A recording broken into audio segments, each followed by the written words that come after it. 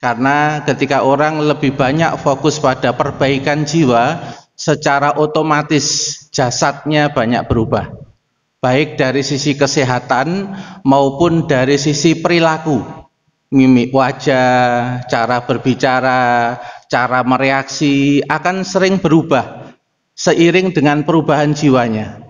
Ketika perubahan jiwanya ini dikelola, dikembangkan, kemudian ditata menjadi jiwa yang mutmainnah, sampai level yang tenang, damai dengan kebaikan, maka akhirnya yang tampak di jasad akan menjadi mulia. Yang tampak di jasad akan banyak menyenangkan orang. Bukan sekedar menyenangkan orang, tapi juga menyenangkan Allah Subhanahu wa Ta'ala. Maka pada kali ini nanti akan ada serial pendalaman sistem organ jiwa, supaya kita lebih mengenal jiwa kita, sehingga kita mampu mengelolanya, mampu menatanya, sehingga ke depan kita menjadi pribadi-pribadi yang lebih baik dari sebelumnya.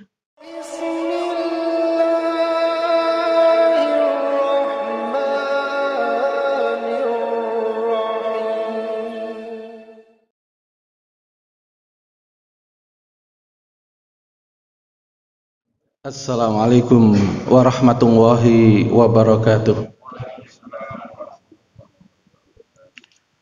Bismillah walhamdulillah wassalatu wassalamu ala rasulillah Sayyidina Muhammad ibni Abdillah wa ala alihi wa sahbihi wa mawalah wa la hawla wa la quwata illa billah.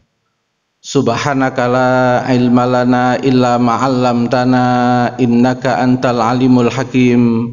Allahumma alimna ma yanfa'una wanfa'na bima 'allamtana wa zidna ilman wa fahman wa amalan salihan makbulan. Allahumma inna nas'aluka khaira hadal yaum wa khaira ma fi wa khaira ma qabla wa khaira ma ba'da wa na'udzubika min syarri hadal yaum wa syarri ma fi wa syarri ma qabla wa syarri ma ba'da walhamdulillahi rabbil alamin. Amma ba'd. Bapak Ibu yang dirahmati Allah Subhanahu wa Ta'ala, syukur alhamdulillah pada kesempatan pagi hari ini kita masih diberikan nikmat hidup, nikmat sehat, nikmat lapang, lebih-lebih lagi nikmat iman. Moga-moga seluruh amal soleh kita pada hari ini semua diterima oleh Allah Subhanahu wa Ta'ala. Sebagaimana materi sebelumnya kita sudah membahas tentang perbaikan jasad melawan perbaikan jiwa, dan pertemuan sebelumnya kita sudah sepakat bahwa perbaikan pertama dan utama itu adalah perbaikan jiwa. Karena ketika orang lebih banyak fokus pada perbaikan jiwa, secara otomatis jasadnya banyak berubah, baik dari sisi kesehatan maupun dari sisi perilaku, mimik wajah, cara berbicara, cara mereaksi akan sering berubah seiring dengan perubahan jiwanya. Ketika perubahan jiwanya ini dikelola, dikembangkan, kemudian ditata menjadi jiwa yang mutmainnah, sampai level yang tenang, damai dengan kebaikan, maka akhirnya yang tampak di jasad akan menjadi mulia. Yang tampak di jasad akan banyak menyenangkan orang. Bukan sekedar menyenangkan orang, tapi juga menyenangkan Allah Subhanahu wa Ta'ala. Maka pada kali ini nanti akan ada serial pendalaman sistem organ jiwa, supaya kita lebih mengenal jiwa kita, sehingga kita mampu mengelolanya, mampu menatanya, sehingga ke depan kita menjadi pribadi-pribadi yang lebih baik dari sebelumnya. Bapak Ibu, saudara-saudara sekalian yang dirahmati Allah Subhanahu wa Ta'ala, sebagaimana kalau kita belajar sistem tubuh mesti ada yang namanya sistem organ tubuh. Ya, ada sistem pencernaan, ada sistem paru, ya, ada sistem pernafasan, dan setiap sistem mesti ada organnya. Misalnya kalau sistem pernafasan, organnya apa saja, Pak? Ya, yang paling hafal ya paru-paru, ya. Hidung masuk nggak, Pak? Masuk, ya, kan masa langsung ke paru-paru, kan hidung dulu, Pak, ya. Nah, itu namanya adalah organnya. Setiap sistem mesti ada organnya. Begitu pula juga sistem jiwa. Nah, cuma sistem jiwa ini lebih sedikit. Kalau sistem organ tubuh ini bisa sampai 12 sampai 13 kalau dipelajari di sekolah. sistem organ. Kalau sistem jiwa, ternyata organ jiwanya cuma 3. Yang pertama adalah hawa nafsu, yang kedua adalah akal, dan yang ketiga adalah kolbu atau hati. Ya, cuma ada 3. Cuma masing-masing nanti ini ada unsur-unsur pembentuknya. Hawa nafsu ada unsur pembentuknya, akal juga ada unsur pembentuknya, kolbu juga ada unsur pembentuknya. Bapak Ibu yang dirahmati Allah Subhanahu wa taala, ternyata sistem jiwa masing-masing ini juga punya ciri-ciri dan juga punya kebutuhan-kebutuhan. Sama dengan sistem jasad. Paru-paru ini juga punya ciri dan juga punya kebutuhan. Kalau kebutuhannya dipenuhi dengan baik, dengan tepat, dengan benar, maka dia akan sehat. Begitu pula kemudian sistem jiwa kita, organ jiwa kita, kalau nanti dipenuhi dengan cara yang benar, hawa nafsu tadi nanti bisa mengarah menjadi nafsu yang mutmainah. Akalnya nanti bisa menjadi akal yang sehat. Kolbunya nanti bisa menjadi kolbun yang salim, kolbun yang bersih, kolbun yang sehat. Kalau tahu caranya, bagaimana kemudian mengelolanya, menatanya, memenuhinya, sehingga nanti menjadi organ jiwa yang diridhoi oleh Allah Subhanahu wa taala. Para jamaah sekalian, di kitabnya Imam Al-Ghazali ya, Kimia Sa'adah ya, kimia kebahagiaan ya, cara meramu kebahagiaan atau proses kebahagiaan. Dijelaskan di sana ternyata organ hawa nafsu itu punya 2 pembentuk unsur. Jadi ada 2 unsur pembentuknya. Yang pertama ada syahwat. Syahwat itu ada kebutuhan, ada keinginan, ada harapan, ada tuntutan, ada ambisi. 5 Pak ya. Nama umumnya syahwat. Ya, ada kebutuhan. Kebutuhan ini berarti berkaitan dengan makan, bahwa jasad kita ini butuh makan, butuh minum. Itu karena memang hawa nafsunya, Pak. Umpama hawa nafsu itu enggak ada, ya jasad fisik kita itu yang enggak minta apa-apa. Karena itu yang menuntut, yang mendorong supaya diisi makanan dan minuman. Itu. Apalagi kalau itu ada minuman atau makanan kesukaannya, Pak. Udah kenyang Pak, tapi ada tek lu langgananku, senenganku, nah, ketok wisan Pak. Itu sudah kelihatan bahwa hawa nafsunya yang minta. Ya, itu bukan sekedar kebutuhan, hawa nafsu yang level dasar, tapi sudah hawa nafsu yang levelnya bisa berbahaya kalau diteruskan. Ya, karena sudah keinginan. Beda nggak Pak kebutuhan sama keinginan? Bu, beda nggak Bu? Ya, kalau ke mall lihat kerudung limited edition lagi bawa uang SPP anaknya, kira-kira uang SPP dipakai beli apa enggak Bu? Enggak ya. Oh, alhamdulillah, berarti ya sudah Pak, udah paham Pak materi psikologi Islam berarti ya Pak ya. Jadi tidak dipakai katanya ya. Berarti itu mampu mengendalikan hawa nafsu, mampu mengendalikan keinginan. Jadi ada yang namanya keinginan. Nah, di dalam Al-Qur'an itu ada yang disebut dengan man yuridul hayatid dunya. Ya, ada orang yang menginginkan kehidupan dunia, ada yang menginginkan akhirat. Agama datang untuk nuntun.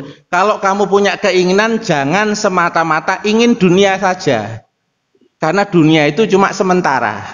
Disuruh keinginan puncaknya akhirat. Dunia hanya sebagai sarana. Nah, itu diatur oleh agama supaya keinginannya nanti tidak bermasalah. Ada yang namanya tuntutan. Tuntutan ini lebih dari ingin, lebih dari harap, betul Pak ya? Berharap sama menuntut lebih kuat mana Pak? Berharap sama menuntut itu lebih kuat mana energinya? Lebih kuat menuntut. Itu. Karena kalau menuntut itu sudah ada unsur bahasanya maksa.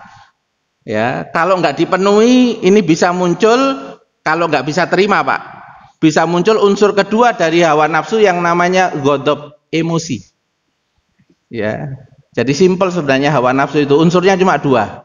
Keinginan, harapan, kemudian kalau nggak dipenuhi muncul yang namanya ghadab, emosi. Ya. Kalau dipenuhi emosinya bisa positif. Ya, maksudnya emosinya itu bisa bagus. Bagus ini juga masih perlu pembahasan, Pak.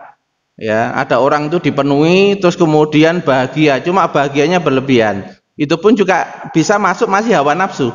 Gitu. Ya, ada proporsinya bahagia itu. Maksudnya seneng itu ada proporsinya. Bapak Ibu seneng sama anak enggak? Seneng ya? Sama istri? Ojo ngomong gak seneng, Bu, krungu malah kok iso tersinggung. Ya seneng ya, Pak ya. Tapi senangnya itu masih di bawah senangnya kepada Allah. Betul, Pak ya? Karena kalau cinta itu juga masuk emosi. Tapi cinta tertinggi itu cintanya kepada Allah. Ada namanya mahabbah al-ula, mahabbah tertinggi. Ada mahabbah al-wusta, mahabbah pertengahan. Ada mahabbah yang adna, yang paling rendah. Ya, kalau pertengahan itu pada istri kepada anak itu pertengahan, Pak. Masih tidak ada masalah. Tapi yang paling puncak waladina amanu asyaddu hubbal lillah. Al-Baqarah ayat 165. Orang-orang yang beriman itu paling cintanya kepada Allah. Kenapa? Kalau istri itu menyenangkan kita, itu karena diizinkan oleh Allah Subhanahu wa taala. Atine lagi gak ruwet, Pak. Coba nih atine ruwet. Ya, iso mesem apa enggak, Pak? Enggak iso, Pak. Itu. Dan Al-Qur'an sudah mengatakan di dalam salah satu ayatnya Allah itu ya wa abka wa adhaka wa abka. Yang membuat tertawa dan membuat menangis itu Allah. Dialah Allah yang membuat ketawa dan membuat menangis. Tahu Pak caranya Allah membuat orang menangis? Orang yang dicintai diwafatkan. Ada yang menangis nggak, Pak? Menangis. Bisa nggak caranya Allah itu membuat hambanya tertawa? Ya karena mendadak dapat arisan. Nah itu ya sudah Arab mendadak dapat arisan, sewenyum langsung, Pak. Padahal berangkat itu wis ya paham Pak? Ya, jadi tidak ada satupun di dunia ini kecuali dengan izinnya. Allah yang mengatur, Allah yang mengurus, Allah yang memutuskan gitu. Sehingga orang mukmin itu pelajaran pertama dari sabda Rasulullah itu pertama kali yang diingat itu Allah dulu. Iqra bismi rabbikal ladzi khalaq. Membaca semuanya itu harus pakai Rob. Rob itu yang mencipta, yang mengatur, yang mengurus, yang mengendalikan, yang memutuskan. Rob itu. Jadi kalau istri itu misalnya tadi saya berangkat, istri saya senyum, Pak ya. Wis sing ngatur Gusti Allah iki. Iso luwe mantep aku nek ceramah nek bojoku muesem ngene berangkat. Nggih Pak nggih. Coba nek sadurunge berangkat istrine metutut ae ngono. Iso ganggu, Pak? Bisa. Wong ono ya ada juga kasus ustadz itu salat Jumatan 2 rakaat jadi 3 rakaat tok ngadeg meneh kok gitu. Ditanyai takmir katanya habis tukaran karo istrinya. Bisa terjadi, Pak, gitu. Makanya saya bisa ceramah dengan baik bukan karena saya, karena diizinkan oleh Allah Subhanahu wa taala. Bahkan ulama itu mengajari bukan karena kamu. Bisa jadi ada orang yang datang ke sini di jamaah kamu itu yang lagi membutuhkan materi itu. Kamu hanya sarananya aja. Kamu dibuat lancar itu semata-mata karena ada orang yang dipilih Allah di jamaahmu itu yang kemudian mereka membutuhkan itu. Dibutuhkan untuk kehidupan menyelesaikan persoalannya. Itu ajaran ulama-ulama sepuh supaya kita tidak mudah untuk takabur, tidak mudah untuk mengandalkan diri kita dan membanggakan diri kita ketika kita ini bisa perfect, bisa sempurna dalam melakukan sesuatu. Ya, itu ajaran dari kalimat Bismillah. Bismillah itu baknya bak isti'anah. Ya Allah, saya minta tolong dengan namamu ya Allah, dengan kekuasaanmu, dengan segala sifatmu saya melakukan ini, minta tolong kepadamu ya Allah. Bukan minta tolong pada kemampuan saya, bukan minta tolong pada ilmu saya, tapi ilmu saya bisa berfungsi kalau engkau izinkan dan engkau beri kuasa, ilmu itu bisa saya pakai. Betul Pak ya? Makanya dalam Al-Quran surat Ali Imran ayat 165, fa'ida azamta fatawakkal 'ala Allah. Jika kamu bertekad untuk melakukan sesuatu, belum berbuat Pak, masih bertekad, maka tawakal itu bukan di akhir. Tawakal itu sejak awal melakukan pekerjaan, itu bersandarnya bukan bersandar pada dirinya, tapi bersandar pada pertolongan Allah. Dengan begitu Pak, orang kalau potensinya lemah, tapi bersandar pada zat yang al-qawi, al-matin, lemahnya tidak mempengaruhi dia. Kalau dia itu nggak ngerti beberapa hal, karena bersandar pada ya alim, ya khabir, yang tahu sumber segala ilmu, sumber segala kepakaran. Al-khabir itu pakar segala hal. Maka dia tidak akan mudah galau, tidak akan mudah bimbang ketika dia itu tidak tahu. Kenapa? Karena bersandar kepada Allah Subhanahu wa taala yang maha tahu. Para jamaah sekalian, ya kembali lagi kepada materi ini. Jadi kalau dalam kitab Kimia Usahadah ada dua unsur. Unsur pertama adalah keinginan, harapan, tuntutan, termasuk ambisi. Kalau ini tidak bisa didamaikan ketika berhadapan dengan kenyataan yang tidak sesuai dengan keinginan, keadaan yang tidak sesuai dengan harapan, maka muncul yang namanya ghadab, emosi negatif. Bapak pagi biasanya dibuatin kopi sama ibunya, terus ibunya lupa, kira-kira gimana Pak? Buat sendiri apa kecewa Pak? Ada yang ke warung kopi ternyata ya, itu pelarian Pak, itu namanya ya, itu pelarian ya. Sebenarnya ke warung kopi, Pak, mendamaikan hatinya dia. Ya. Kalau langsung kecewa, itu tandanya berarti waktu itu hawa nafsunya lagi muncul, tapi nggak didamaikan, nggak ditahan. Ya, kalau mendamaikan itu nanti pakai apa? Pakai persepsi yang tepat, pakai cara mikir yang tepat. Oh, istriku tadi malam banyak urusan. Ya, apalagi tahu Pak, ingat ternyata istrinya dulu waktu kelahiran sempat ada masalah di kepala, sehingga oksigen di kepala itu sempat kekurangan waktu bayi. Oh, berarti ini istriku lagi lupa karena banyak urusan. Dan juga ada kelemahan karena dulu waktu lahir ada masalah di kepalanya. Kalau begitu jadi jengkel apa kasihan, Pak? Kasihan. Loh, itu loh Bu ya. Kalau orang tuh ketemu cara mikir yang tepat, itu tidak hanya fokus sama egonya, sama dirinya, dia nanti bisa ada permakluman. Ya, ada permakluman. Oh iya. Itu. Nah, ini nanti cara ya, cara mendamaikan keinginan, harapan dan tuntutan. Kalau ini nggak bisa dikendalikan Pak, muncul yang namanya ghadab, emosi negatif. Saya tanya Pak, emosi negatif itu dilarang apa dianjurkan Pak? Dilarang. La takhafu wa la tahzanu la taghdab walakal jannah. Banyak ayat-ayat dan riwayat hadis yang melarang emosi negatif. Ya, apa faedahnya emosi negatif itu dilarang oleh agama? Karena agama ini punya kemaslahatan Pak. Ainama yakunu syar'u takunul maslahah. Dimanapun ada syariat, maka mesti ada kemaslahatan. Kalau syariat itu melarang emosi negatif, pasti emosi negatif itu membahayakan. Orang kalau lagi emosi, pikirannya ruwet apa jernih Pak? Orang kalau lagi emosi Pak, pikirannya ruwet apa jernih? Ruwet. Kalau kita mau menyelesaikan masalah, butuh pikiran yang jernih apa ruwet? Jernih. Berarti emosi itu membantu menyelesaikan masalah apa nambah masalah? Nah, kalau menambah masalah, kira-kira nanti setelah keluar dari masjid dilanjutkan apa ditahan? Oh, teorinya ya ditahan Ustadz ya. Kalau prakteknya ya masih melanjutkan, ya enggak apa-apa ya. Sudah mulai ada keinginan Pak ya keinginan. Sudah ada niat baik itu sudah dicatat Pak, lumayan lah. Punya niat baik mau menahan karena tidak membantu menyelesaikan persoalan, malah menambah persoalan ya. Makanya Pak, indikator kalau orang itu kenal sama Allah Subhanahu wa taala, salah satu sifat utamanya adalah ar-rahmah. Ibah, kasihan, sayang sama orang. Ketika melihat orang itu ada kelemahan, ada kekurangan, ada keterbatasan. Kenapa Pak? Karena jatah takdirnya dia ada kelemahan di sisi itu, tapi di sisi saya ada kelebihan. Kita bisa memilih jatah takdir nggak Pak? Nggak pernah bisa milih Pak. Ya bagiannya dia di situ, bagian nggak enaknya, sehingga dia akhirnya nggak bisa melakukan sesuatu. Kalau apa yang ada pada dia menimpa kita, rasanya bisa sama nggak Pak? Bisa. Akhirnya Pak merasa tertekan, merasa diabaikan, merasa tidak diperdulikan, merasa tidak dihargai. Makanya kemudian di dalam ajaran agama ya ada satu karakter utama Pak, yaitu karakter sayang. Sayang, bahkan mohon maaf Pak ya, sampai ada sayang kepada pelaku maksiat. Bisa nggak Pak Bapak sayang pada pelaku maksiat? Gimana cara mikirnya sayang pada pelaku maksiat? Karena ternyata pelaku maksiat ini bukan sejak awal dia TK, cita-citanya menjadi pelaku maksiat. Betul apa enggak? Itu ada yang mantan narkoba masuk ke penjara, Freddy itu.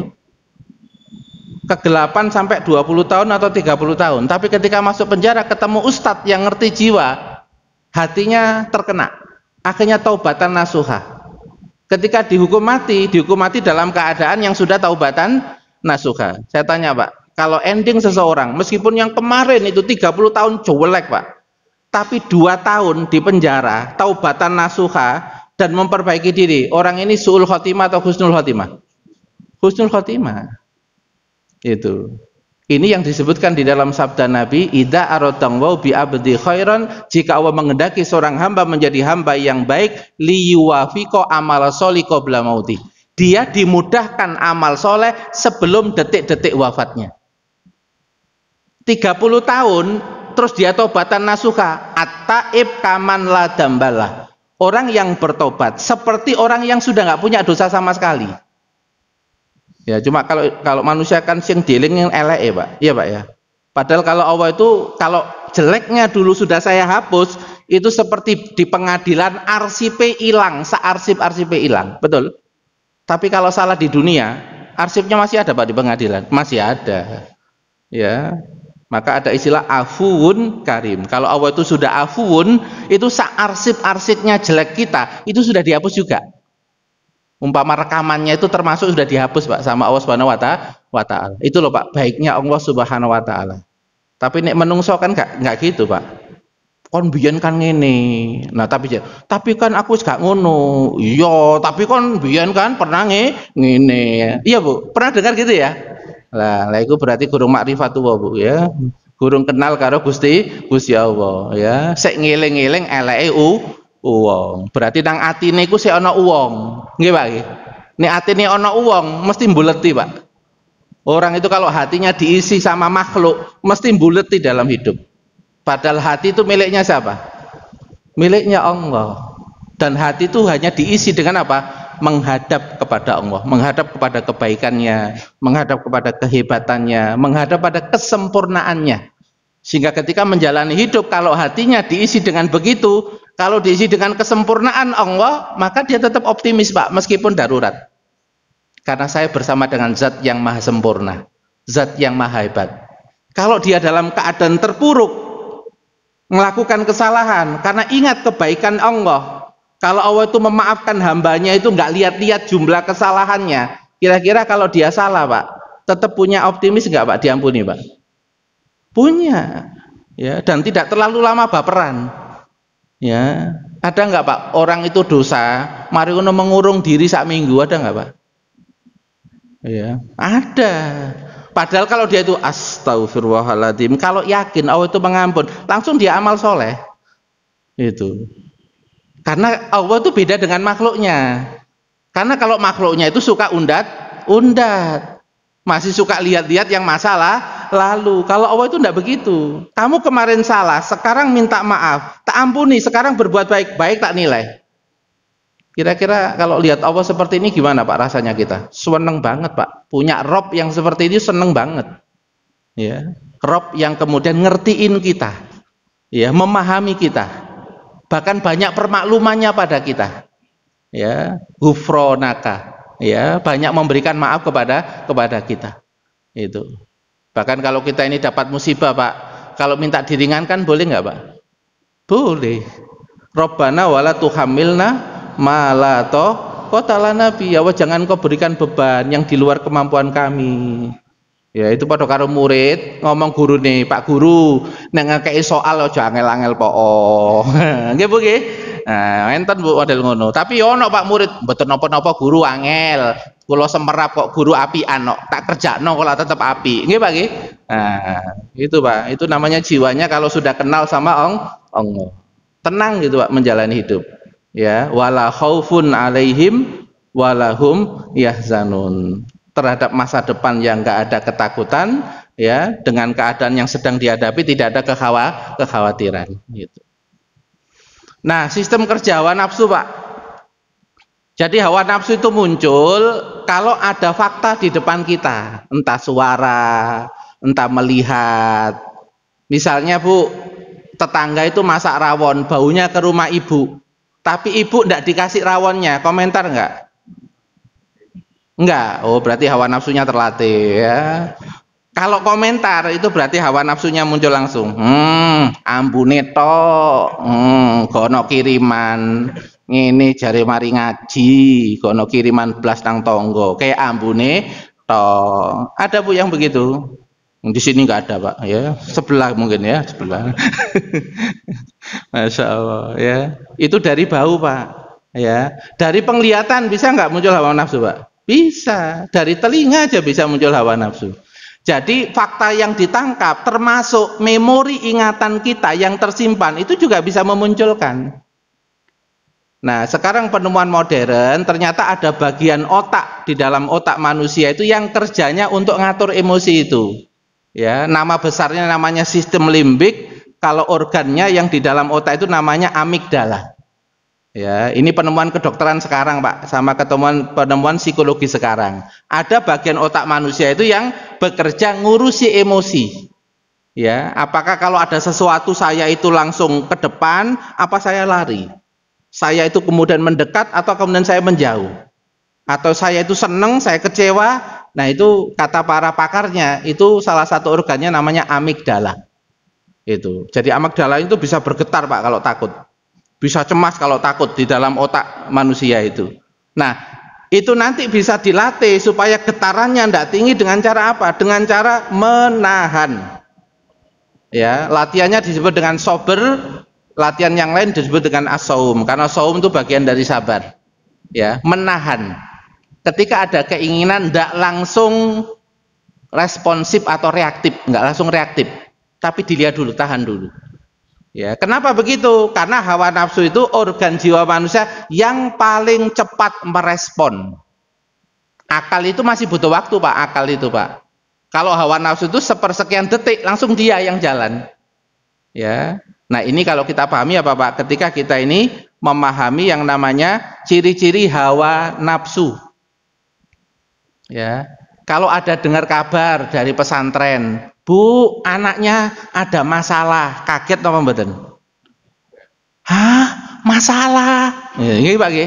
Nah, itu sudah hawa nafsu, Pak. Ya. Tapi kalau itu yang main bukan hawa nafsu, dia nggak kaget. Masalah apa, Pak? Masih tenang. Nah, itu berarti masih bisa ngontrol hawa nafsunya. Itu. Paham Pak? Jadi hawa nafsu ini yang paling cepat merespon. Makanya di dalam agama itu hawa nafsu itu pertama harus ditahan dulu. Karena kalau nggak ditahan ada potensi ketika dia merespon bisa salah. Itu. Karena organ jiwa yang punya potensi buruk itu adalah hawa nafsu. Makanya disebut dengan hawa. Hawanya itu loh Bu, yang punya potensi buruk. Nafasnya sebenarnya nggak buruk. Tapi karena ada hawa tadi, maka kemudian kalau nggak hati-hati, kecondongannya nanti bisa buruk. Itu. Makanya bahasa Al-Quran itu aro'aita manit takhoda ilahahu hawa. Ya, surat Al-Furqan ayat 43 sampai 44. Ya, maukah engkau itu memperhatikan ya orang yang menjadikan hawa nafsunya sebagai Tuhan, hawanya. Bukan sekedar nafasnya, Pak, tapi sudah hawanya, fokusnya pada kata hawa. Itu karena dia paling cepat merespon dan meresponnya nggak pakai mikir. Orang kalau merespon nggak pakai mikir, potensi bisa salah nggak, Pak? Bisa. Potensi bisa orang tersinggung nggak? Ada nggak, Pak? Orang itu kalau ada ngomong langsung disauti terus nyautinya salah, ada nggak, Pak? Ada. Ya, karena pada saat itu yang difungsikan hanya hawa nafsu, belum pertimbangan. Yang kedua, organ jiwa untuk pertahanan diri terhadap bahaya. Jadi organ nafsu ini termasuk organ jiwa yang bersifat pertahanan defense. Ya, sehingga kalau ada orang yang menyakiti, rata-rata Pak, kalau ada kata-kata yang menyakiti, kira-kira ngerespon nggak orang-orang? Rata-rata. Ngeresponnya itu sepadan apa berlebihan? Oh ya, ada yang berlebihan Pak ya. Ya, makanya urutannya dalam Al-Quran itu kan pertama ada orang tuh merespon berlebihan. Sing nyengak dosa, kene luwe dosa. Soalnya dia nyengak pisan, kene nyengak pitu. Itu. Jadi kita itu dipancing dosa sama orang lain, lalu kemudian kita dosanya lebih dari orang lain itu. Bisa terjadi nggak, Pak? Bisa. Nah, itu yang namanya merespon berlebihan. Kalau dia nyengak pisan, kita cuma merespon nyengak pisan. Sama, netral. Kono salah siji, tak balas salah siji. Netral, kosong, Pak. Ya, makanya dulu pernah Sayyidah Aisyah itu kan diajari sama Nabi. Ketika ada orang non muslim mengejek Nabi, ya assammu alaik, racun buat kamu. celaka engkau Muhammad, artinya begitu. Samu itu racun, maksudnya kalau secara makna celaka engkau Muhammad. Nah ini yang merespon itu adalah istrinya. Ngeresponnya berapa Pak? Perempuan. Kita satu kecap, ternyata perempuan kecap. Itu. Nah Sayyidah Aisyah pada waktu itu juga merespon lebih dari satu. Assamu alaik, wa laknatu alaik, wa ghadibang wahu alaik. Celaka juga lo, laknat juga, Allah juga murka padamu. Respon berapa Pak? 3. Nabi kemudian ngajari mahlan ya Humairo, ya tenang ya Humairo. Humairo itu apa Pak? Yang kemerah-merah pipinya, ya memang Pak, masih muda Pak ya, masih merona ya, pipinya merona. Tapi kalau istrinya jenengan tuh jerawatan, jangan dipakai wahai mengkudu, jangan Pak, nanti tersinggung ya. Jangan, ini kebetulan apa namanya Humairah itu bagus, jangan kemudian mengatakan mengkudu ke istrinya karena jerawatan, jangan, itu namanya nggak memuji ya. Ini konteksnya pujian ya.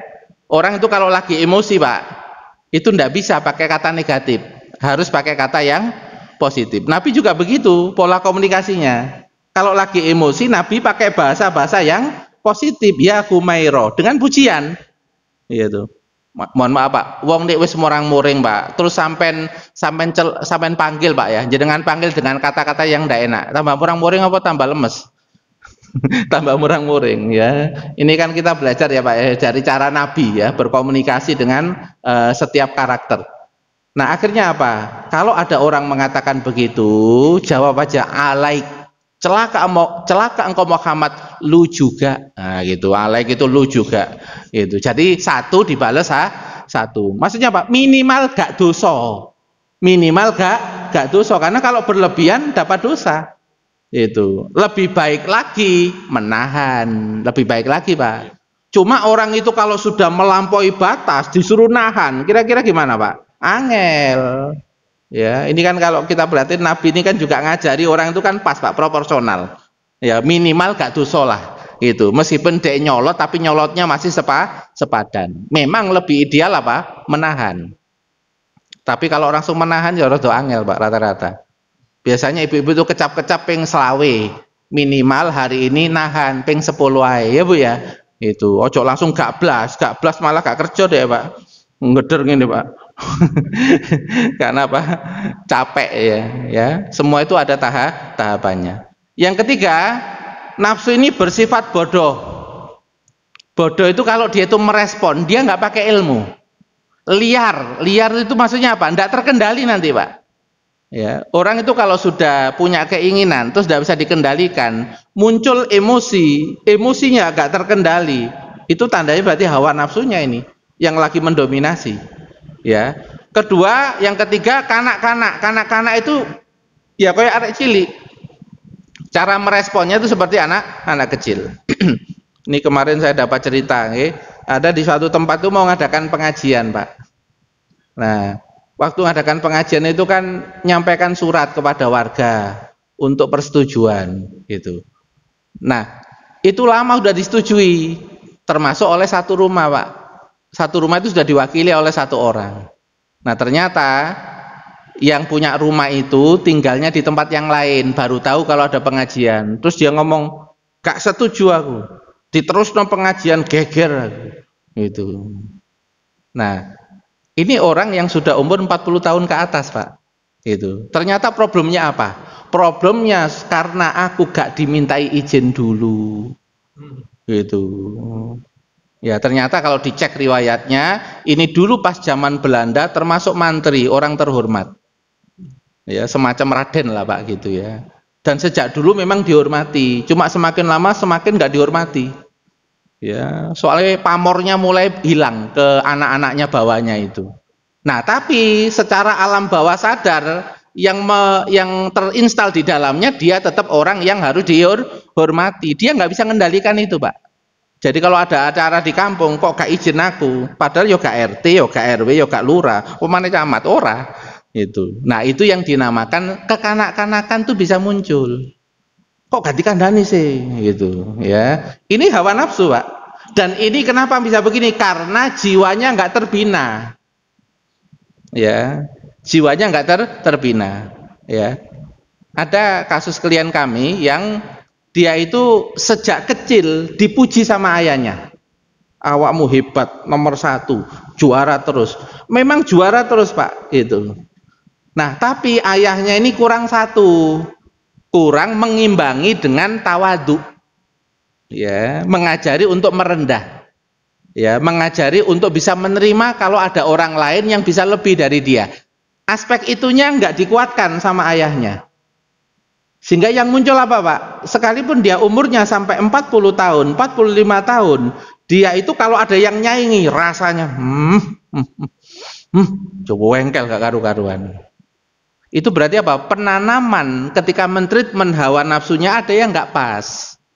Itu. Memang anak itu butuh kebutuhan jiwa untuk dihargai. Tetapi penghargaan orang lain kepada dia itu tidak diwajibkan kepada kamu, biarkan itu alami. Kalau kamu malah minta dihargai, ini jadinya nggak sehat. Itu, ini jadinya nggak sehat. Inilah yang namanya Pak hawa nafsu ketika treatmentnya masih belum utuh, belum sempurna. Potensinya nanti bisa muncul jiwa yang kekanak-kanakan. Ya, ketika umurnya sudah 40 atau 50. Makanya umur jasad sama umur jiwa itu beda Pak. Itu. Sehingga saya dan istri kalau nangani klien itu yang saya baca jiwanya. Ada orang 50 tahun tapi jiwanya ABG. Ya, ada Pak.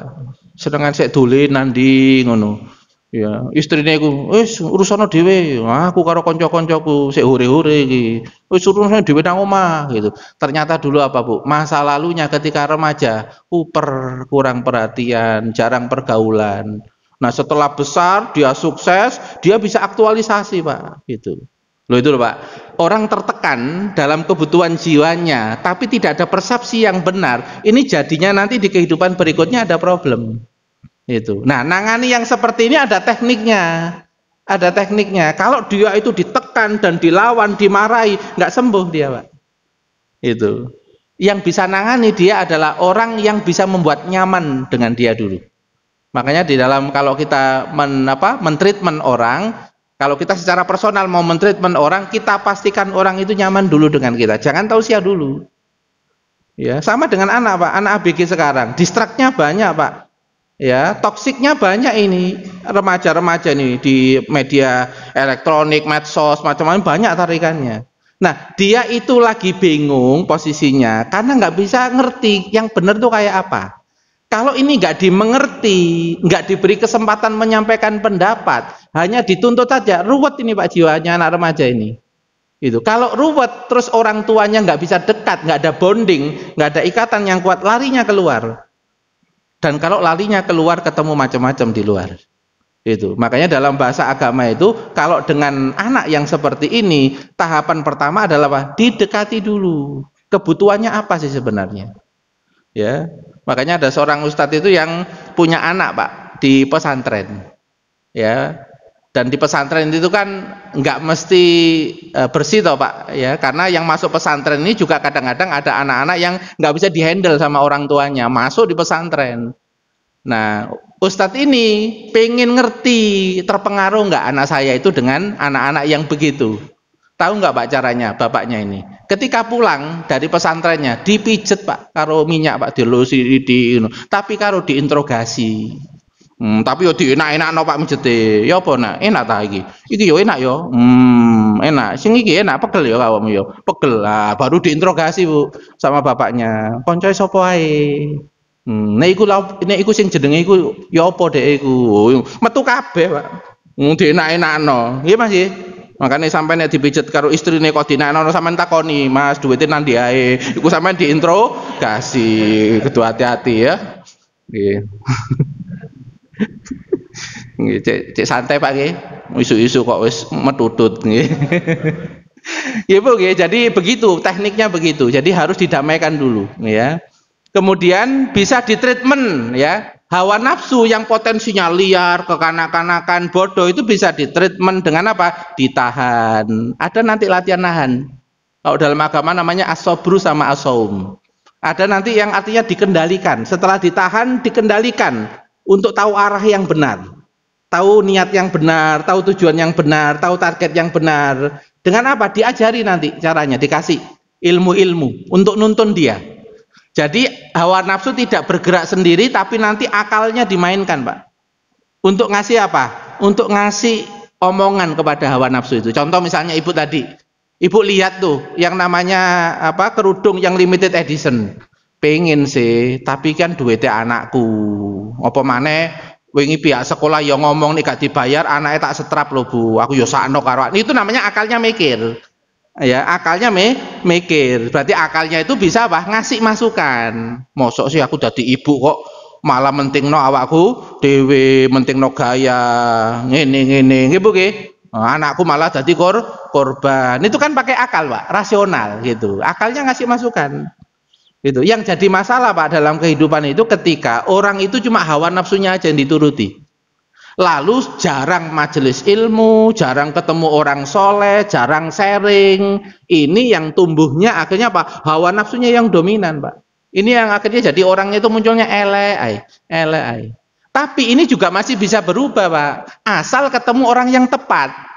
Orang itu kalau wis dadi polanya preman, nggak karu-karuan, ini butuh orang yang bisa memahami kejiwaan dia sampai dia begitu.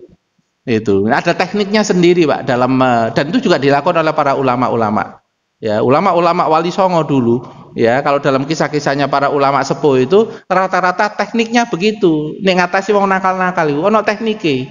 Itu ndak langsung ditausiahi, Pak. Tetapi ada apa? Pendekatan. Ya, ya seperti jenengan loh, Pak, ono wong anu ditukokno kopi sik.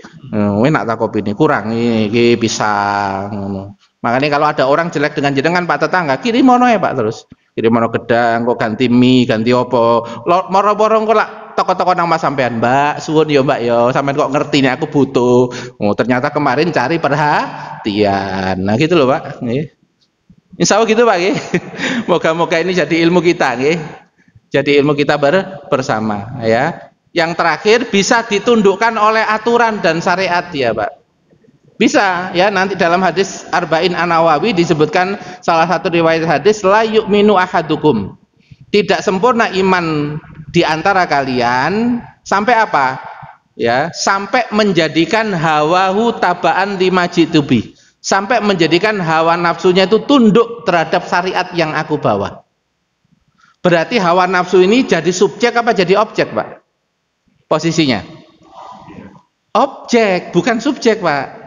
Karena kalau dia jadi subjek itu tadi Tuhan, hawa nafsu itu mengendalikan kita. Maka hawa nafsu ini objek yang butuh ditreatment.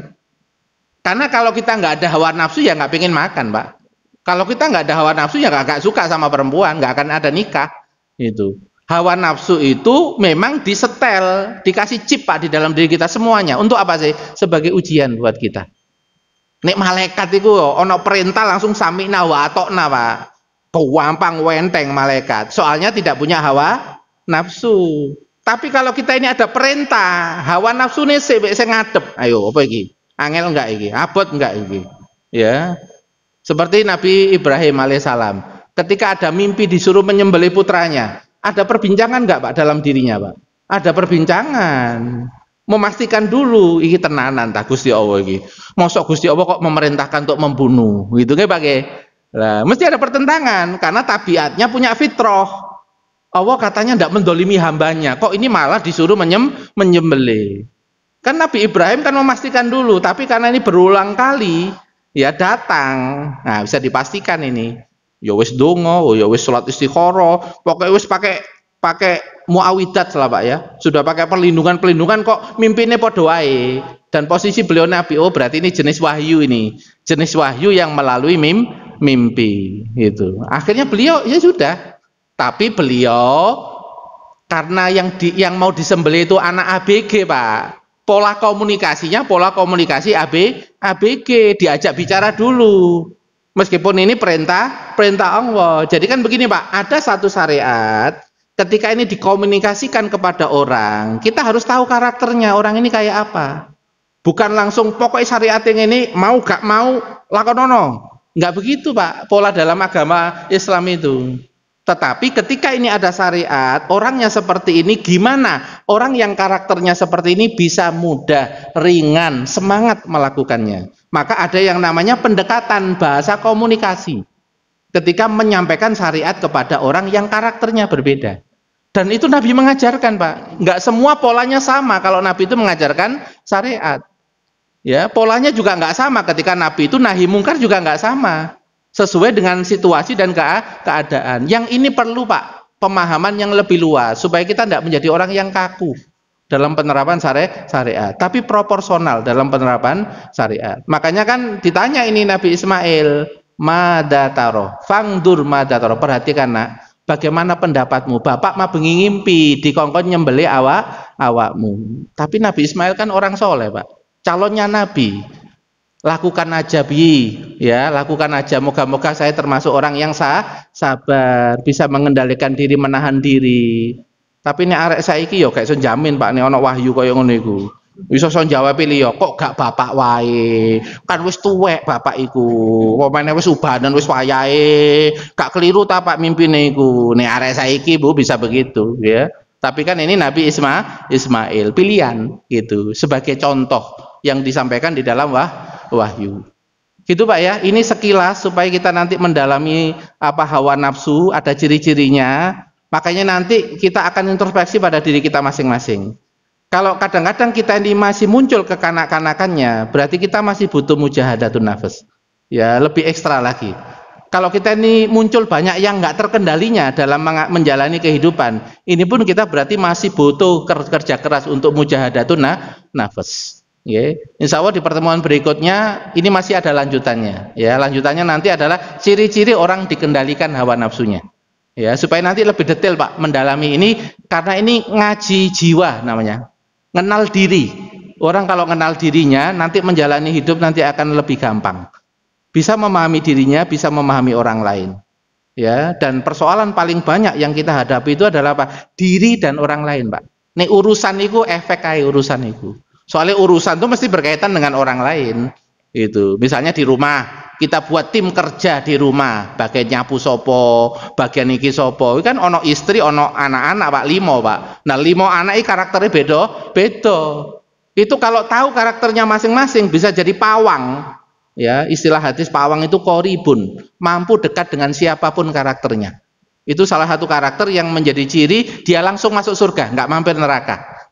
Ya, mampu dekat dengan siapapun. Kalau arek cilik iso, karo arek ABG ya iso, sama orang dewasa ya bisa, dengan orang tua pun juga bisa, karena punya ilmu pawang. Ya, moga-moga nanti pertemuan-pertemuan berikutnya kita dapat ilmu pawang, Pak ya. Ya, dengan pertolongan Allah Subhanahu wa taala. Sementara itu moga-moga bermanfaat. Nanti insya Allah kita lanjutkan pertemuan berikutnya. Kita tutup dengan istighfar 3 kali. Astaghfirullahaladzim, astaghfirullahaladzim, astaghfirullahaladzim. Subhanaka Allahumma bihamdik asyhadu an la ilaha illa anta astaghfiruka wa atubu ilaik. Assalamualaikum warahmatullahi wabarakatuh.